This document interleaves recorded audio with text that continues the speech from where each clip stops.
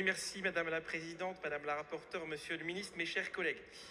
En EHPAD, la dépendance amène au quotidien les établissements, le personnel soignant à prendre des décisions qui concernent les résidents. Cet amendement propose de créer un comité d'éthique dans chaque établissement d'hébergement pour personnes âgées dépendantes. C'est aujourd'hui le cas seulement au bon vouloir des établissements.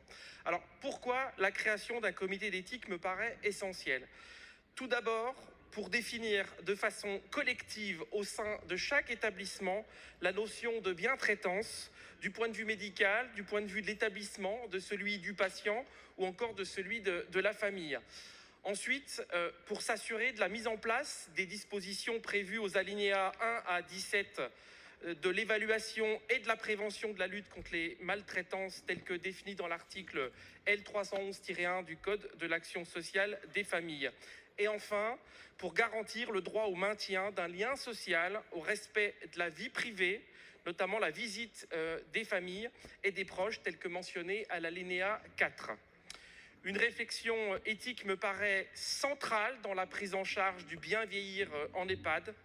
Et seule la délibération collective peut conduire à une réponse adaptée face à des situations souvent inédites, singulières ou complexes. Je vous remercie. Merci, monsieur le député. Monsieur Balanant. Madame la rapporteure et le ministre s'accordent sur le fait que c'est nécessaire qu'il y ait de l'éthique dans les établissements. Je pense que la proposition de mon collègue est une bonne proposition. L'éthique, pour qu'elle soit efficace, elle a souvent besoin d'être collective. Et c'est l'avantage de l'amendement, c'est que c'est la mise en place d'un comité. Donc un comité, c'est plusieurs personnes pour avoir une réflexion sur les sujets qui nous préoccupent depuis 2 jours. En plus, tout à l'heure, l'amendement de Monsieur Guedj sur un certain nombre de questions, on se posait la question comment ça pourrait être écrit, contrôlé, justement par le comité éthique en partie. Je viendrai en soutien évidemment à cet très bon amendement.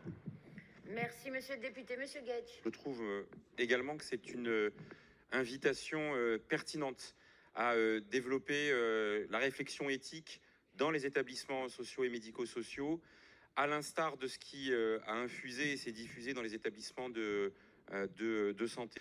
On peut déjà au moins aller vers ce type de solution dans ceux des établissements qui sont rattachés à des groupes associatifs, groupes privés et demain les groupes publics qu'on espère voir se constituer avec le regroupement des établissements publics qui a pu être accéléré par les dispositions qui ont été votées hier. L'amendement est adopté.